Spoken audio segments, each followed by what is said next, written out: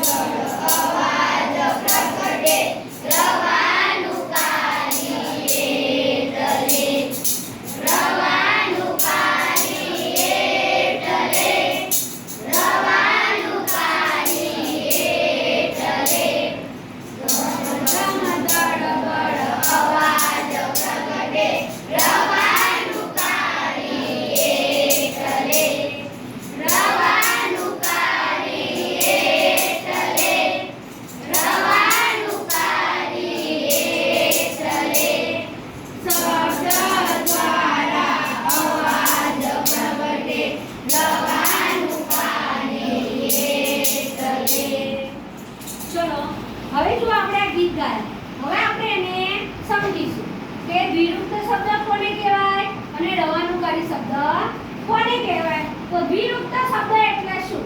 તો વાક્યની અંદર બે એવા ઉક્ત એટલે શબ્દ, એવા બે શબ્દ હોય જેને બે વાર બોલવામાં આવે છે તેને વિરુક્ત શબ્દ કહેવાય. જેમ કે ઘેર ઘેર, માન માન, બેન બેન, લાડુ બાડુ, ગીત ગીત, દોડા દોડી.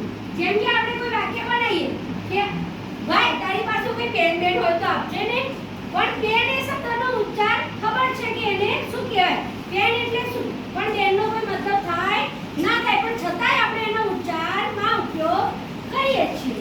એવી રીતે લાડુ બાડુ, તો આપણે એમ કહીએ લાડુ બાડુ ખાધા કે નહીં, તો આ લાડુ અને બાડુ, તો લાડુ શબ્દ એટલે ખબર છે કે ભાઈ લાડવા છે, પણ બાડુ એટલે શું કઈ જેનો અર્થ હતો નથી, પણ છતાં પણ આપણે ભાષાની અંદર એ શબ્દનો બીજી વખત ઉપયોગ કરીએ છીએ. એ જ રીતે આપણે જોઈશું કે રવાનુકારી શબ્દ, તો રવાનુકારી શબ્દ એટલે શું કે એવો શબ્દ કે જેનાથી અવાજ પ્રગટે, જેમ કે વરસાદ આવતો હોય તો એનો જે વરસાદનું પાણી ટપકે છે ને એનો અવાજ આવે ઝરમર, હે ને? એવી રીતે કોઈ વસ્તુ પાણી ટપકતું હોય તો એને આપણે ટપ ટપ